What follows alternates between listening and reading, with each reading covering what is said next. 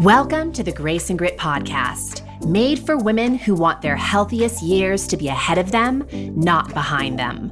Join your host, Courtney Townley, right now as she breaks down the fairy tale health story you have been chasing all of your life into sensible action steps and lasting change.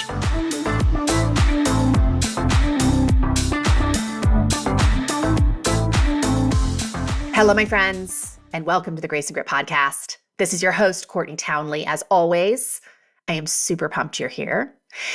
And if you're a Grace and Grit podcast listener, which I'm assuming you are since you're listening to this episode today, hopefully you are also a subscriber to my email list because I send out a pretty value-packed email every single week. It's called A Little Bit of Grace and Grit. And if you're not registered, you can always head on over to my website and get registered for that. But the reason I'm bringing it up is because a couple of weeks ago, I sent out an email to my subscribers and asked them a really simple question. And the question was this: tell me the number one thing you believe is standing in the way of putting your best years ahead of you. If you are someone who answered that question, thank you. But even if you didn't send me an email back, I hope you considered it. I did get a tremendous amount of responses. And the answers, as you might expect, were very wide and varied. They were different. There were a lot of different responses. And there were a lot of common threads. And one of those threads I want to talk about today because this thread in particular really got to me. It kind of broke my heart. They all kind of broke my heart because all I want to see is women out in the world living vibrant and fully expressed lives. But the thread that I want to talk about today that really got to me was the feeling of loneliness, feeling alone, feeling isolated, feeling a lack of connection to other humans.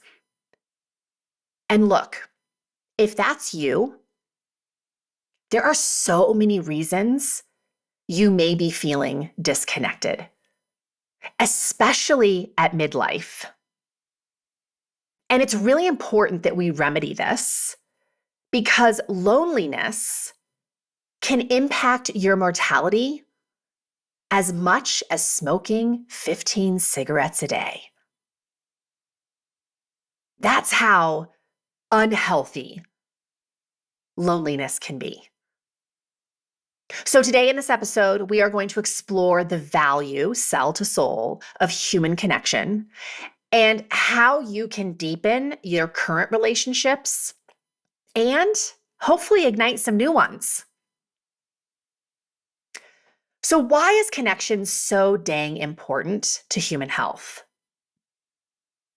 Well, because when you take time to engage in meaningful connections and nourish your relationships, you ignite a cascade of chemicals that promote health. You promote things like oxytocin and dopamine, which help you to ultimately counter other hormones like cortisol. And I know cortisol gets a bad rap, and I just want to say here and now, there's a beautiful side to cortisol. We want it in our system. However, I think most of us are pretty aware that modern day culture is really providing an opportunity for people to drown in cortisol. So connection, relationships are really good for our mental and physical and emotional well-being. And it really enhances our quality of life. And because I largely work with the female population of midlife, there are some things that I think are especially powerful about human connection for this population. Number one, it really helps us to problem solve at a time where we are often confronted with a lot of problems, right? We are being challenged with a lot of really big life responsibilities at midlife.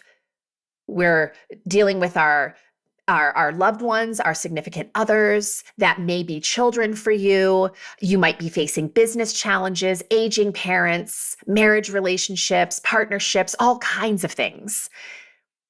And when we are in community with other humans, it helps us to get perspective and find solutions to challenges that we're facing. And, I really feel strongly about this, probably more strongly than I did even just a few years ago. And one of the reasons for that is, I think if you're a longtime listener, you probably know I have a membership called Rumble and Rise. And I was really resistant to building a community 5 years ago because I really didn't feel that one-to-one work would translate in a community environment. And boy, was I wrong.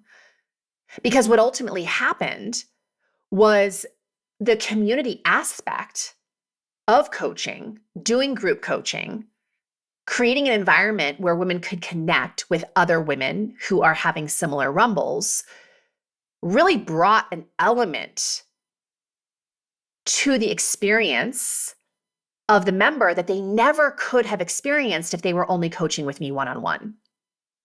And I think a big reason for that is that group environments, community, helps us to normalize challenges. And I truly believe it's why we have such an awesome retention rate inside of Rumble and Rise, is because of the community. Sure, the lessons and all the resources and all that stuff is really great as well. But I really think it is the incubator or the container of women to connect with other women around something that they are really passionate about, which is their health and well-being and self-leadership skills, that's what keeps them in there. So community helps us to problem solve. Community helps us to normalize challenges. It also helps us to decompress. As women, we often decompress by talking things out. We don't necessarily need someone to solve our problem, but by hearing ourselves talk about problems, we often come to solutions much quicker.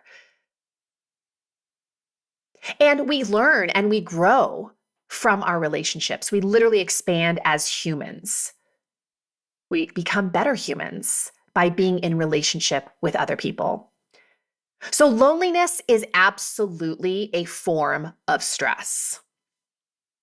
And as I was sort of mentioning cortisol earlier, high levels of chronic stress promote inflammation in the body because chronic cortisol is going to produce inflammation in the human body. And we know that inflammation is the precursor to an awful lot of dis-ease in the human body. Loneliness can also jack up our nervous system because it puts us in that fight or flight state. That's what stress does. And so then our sleep gets disrupted, our immune system gets suppressed, and we experience all kinds of very unpleasant conditions like high blood pressure and heart disease and obesity and anxiety and depression and cognitive decline and even death. So loneliness makes premature death more likely for people of all ages. It literally ages us faster. It accelerates the biological aging process even more than smoking does. So loneliness, I really believe, is kind of a current health crisis in the world because we are living at such a technologically advanced time.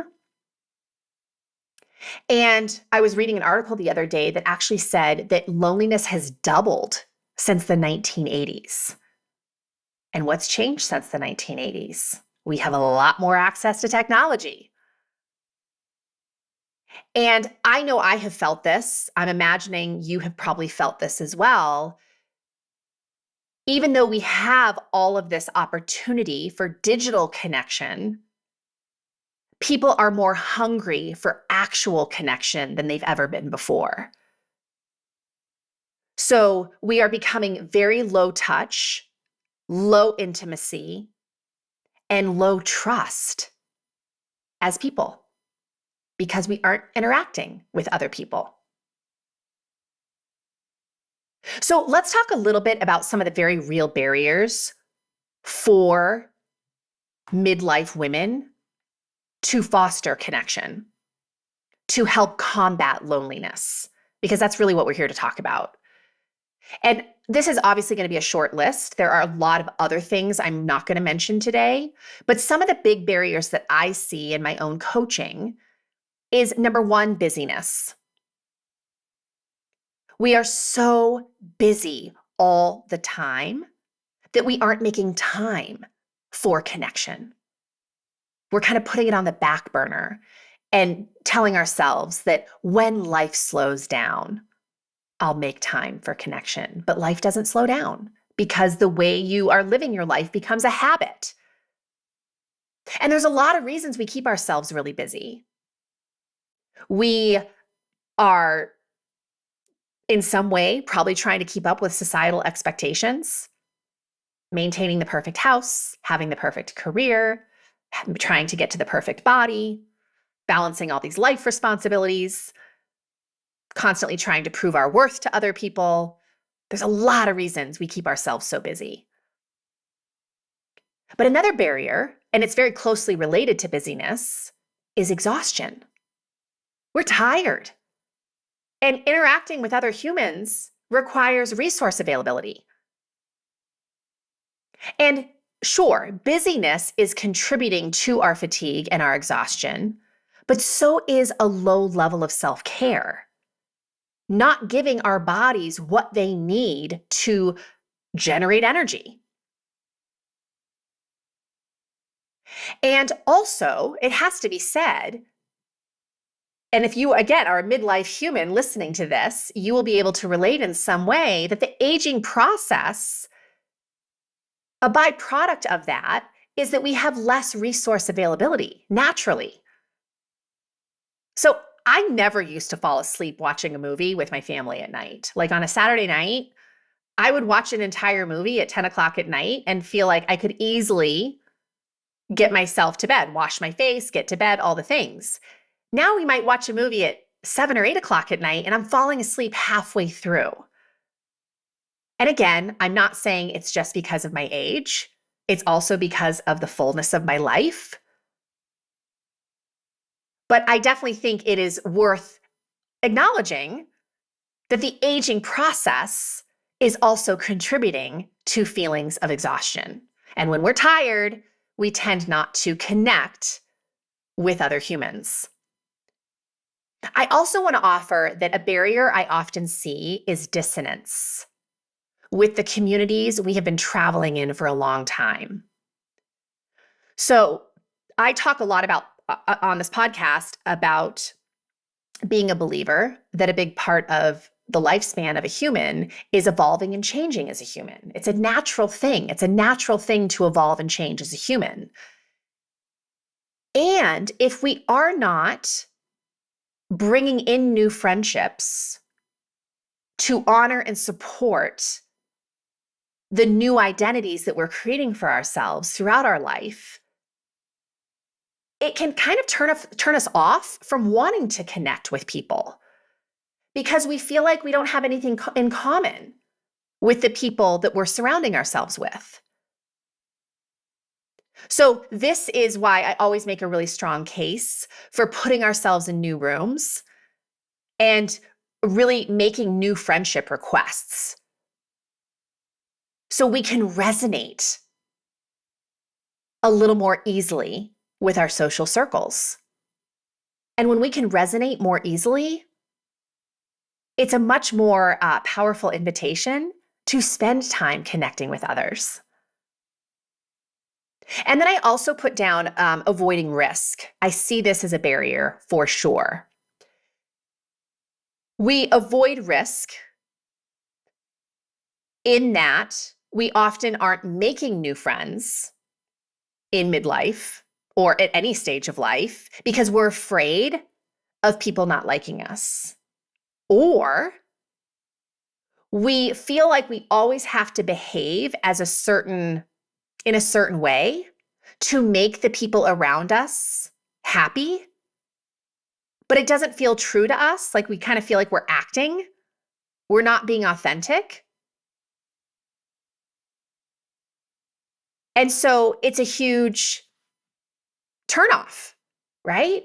When we aren't being authentic in the communities that we're spending time in, we kind of feel like we're betraying ourselves. And that doesn't feel great.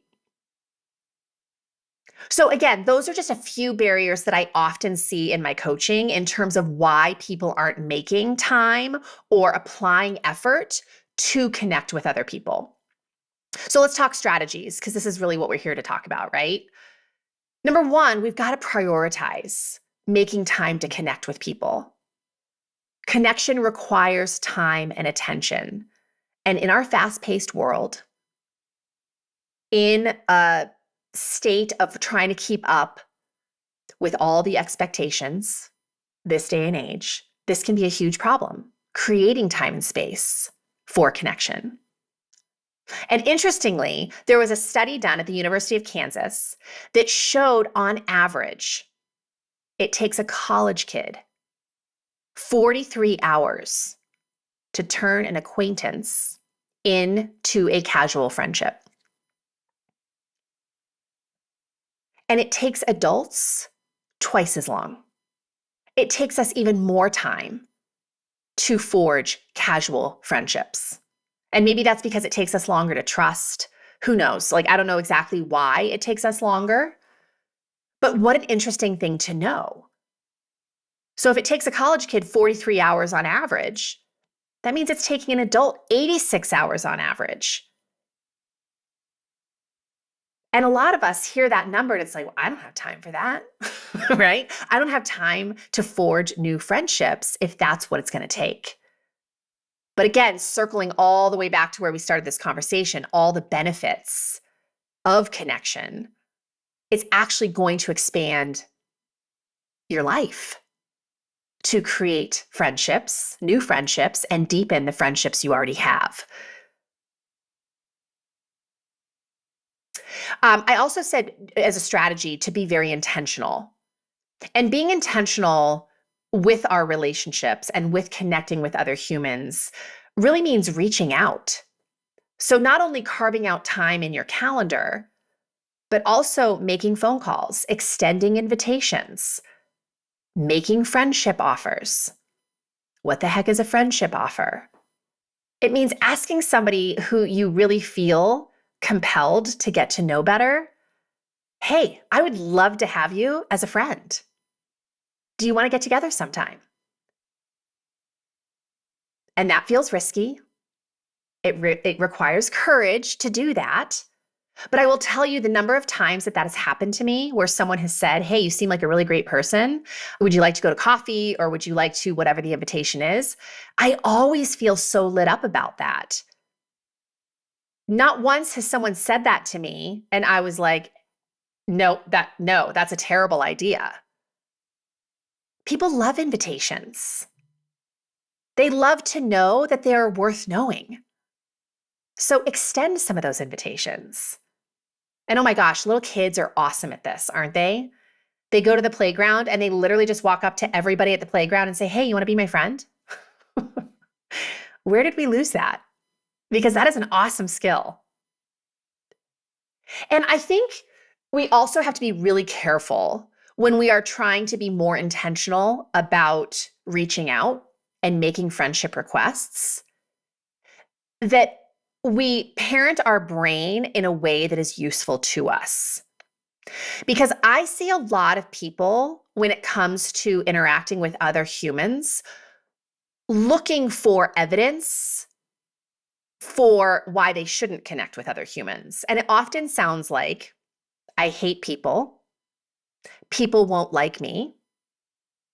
Even the statement, I am an introvert, maybe you are, right? Like that is a very real possibility. But when you are constantly telling yourself that you are an introvert, what does that do for your connections and your relationships? I mean, if it's useful to you, by all means, keep saying it. But if you're using it as a way to kind of hide from people and not apply the effort to have relationships in your life, I think it can be hugely problematic. I don't have time is a way that we can really easily hide from deepening connections in our life. The other thing I would say in terms of a strategy is we have to make it easy. And this is a pervading message through all of my work, whether you're talking about exercise or improving your diet or trying to improve the quality of your sleep or improve your relationships. If you make it hard, your brain will say, nope, not a good idea. Let's just stay on the couch and watch Netflix. And I'm going to use my mom here. I adore my mother. My mother is amazing. She's an amazing human. And her home is like a museum. I mean, it is so well taken care of. Everything has a place. There's never a speck of dust anywhere. And for a really long time, I felt that that is how my house needed to look in order to invite people over. That is not easy. Running a job, having two self-employed people in a house, a 200-pound blind dog, and a 13-year-old boy, like it is not easy for me to keep my house meticulously clean in order to forge relationships. So I really had to check myself on that belief system in order to be more open to having people in my home. But I think ease might also look like automating some dates with friends, old or new. I think this is why book clubs are so popular, right? It's on your schedule once a month, every month. You kind of have some idea who's going to be there and what's going to take place. And it's things that are automated are much easier to say yes to. There's a gal in my town who is also a coach who reached out to me about a year ago and just asked if we could meet for coffee every Friday at 7 a.m. Not every Friday, but once a month on a Friday. And we've been doing that for a year now, which has been awesome because I don't have to decide every fourth week of the month. It's already decided for me. We automated the appointment. I also think what makes it easy to connect with other humans is attaching it to something that you're already doing. So can you invite somebody to exercise with you or go for a hike or play a sport or do a craft or meal prep on Sundays? I don't know. It could be anything. But so often, especially in our culture, right, we're attaching the only ways to socialize are through food and alcohol. And I think for people who are really committed to improving their health, that becomes really problematic because of that dissonance that I mentioned earlier. I don't want to have to go to, restaurants where I know there's not going to be a lot of healthy choices or go drink at a bar every time I want to feel connected to humans. It's totally out of alignment with the way I want to feel. And so I have to take that responsibility on myself to invite people to do things that I do enjoy. So if you are someone listening to this that feels, and this was really interesting, when I got those responses by email telling me that people were feeling lonely or a lack of connection, one of the things that I actually got in multiple emails was the comment that the circles people were hanging out in were circles where people were normalizing disease. And it literally, those exact words were said more than once. So if you are someone who is listening to this podcast, and I'm assuming it's because you want to promote your health and well-being, are the environments that you are trying to connect with other humans in actually helping to support that? And if not, it may be a reason you're not making time for connections. So how could you shake that up? How could you extend invitations to other people to think outside of the box of food and alcohol? Another thing I think is really important is being authentic. I briefly talked about this earlier, but it's really important that when we're forging new relationships or deepening relationships, that we really show people who we are. Because if we feel like we have to abandon ourselves, our true selves, to spend time in the company of other people,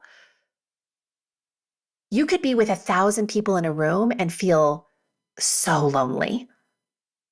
So we're not solving the loneliness problem by being inauthentic. Tell people who you are. Share with them what you believe, what you like, what you don't like. It's an awesome filter for figuring out who belongs in your life and who doesn't. Have brave conversations. Be really curious. Ask people lots of questions. It's a great way to get to know people. It's a great way to figure out who you might want to spend more time with and who you might not. And of course, I'm going to say, put yourself in new rooms. I think of all the rooms that I have put myself in over the years that have introduced me to some of my favorite people. And they were rooms that I initially felt really uncomfortable in. So, but simultaneously, they were also rooms that had something I was interested in. So Latin dancing has long been a passion of mine. I put myself in a lot of Latin dancing spaces. I go out Latin dancing a lot by myself when I travel, and I have met some of the most remarkable humans that way. Movement, whether it's training or going to some kind of specialized training, I have met a lot of my best friends through. Volunteer work, book clubs, business networking groups, online communities. So I know at the start of this podcast, I was talking about, we're in this technical age and then people aren't really connecting in the flesh.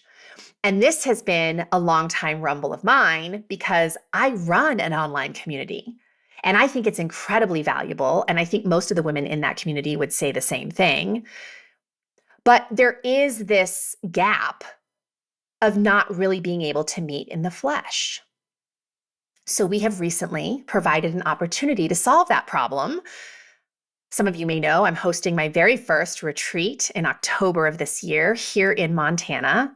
And we have an amazing group of Rumble and Rise community members coming to spend 3 days at this amazing ranch to be able to connect in the flesh.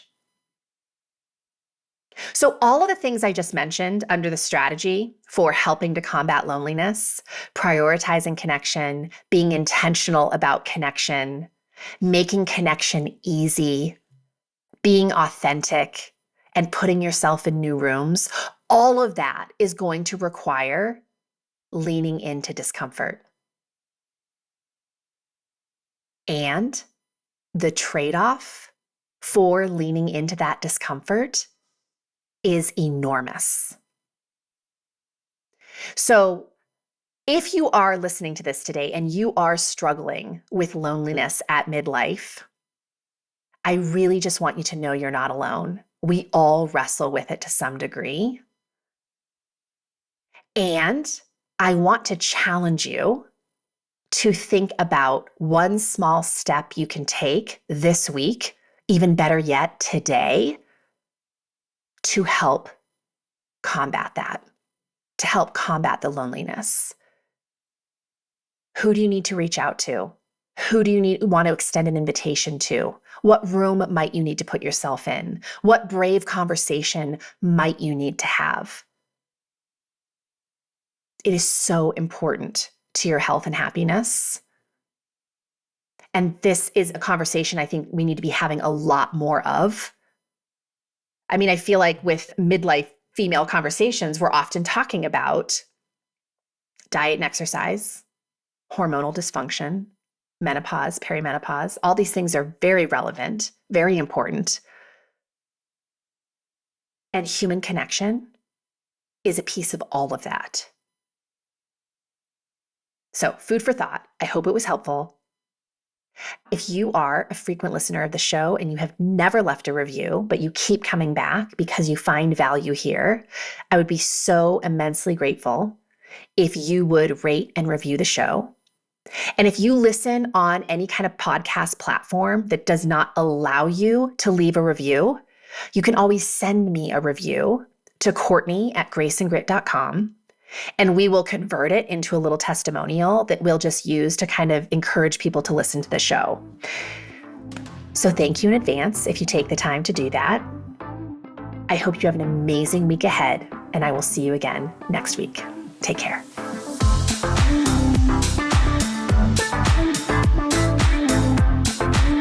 Thank you for listening to the Grace and Grit podcast. It is time to mend the fabric of the female health story. And it starts with you taking radical responsibility for your own self-care. You are worth the effort. And with a little grace and grit, anything is possible.